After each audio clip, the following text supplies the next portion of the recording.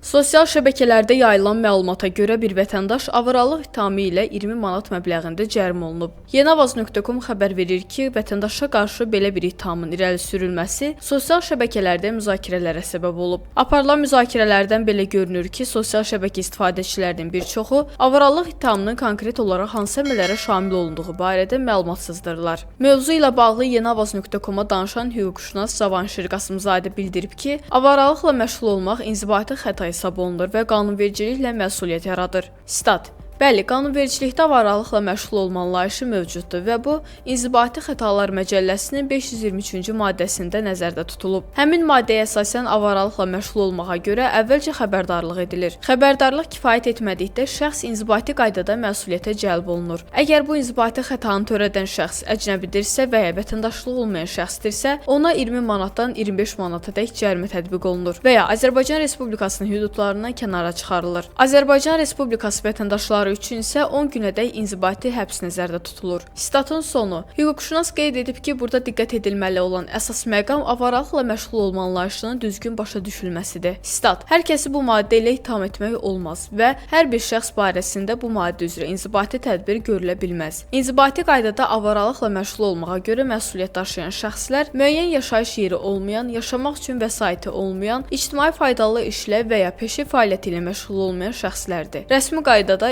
işsiz kimi qeydiyyatda olan şəxslər isə bu kateqoriyaya aid edilmir. Statın sonu.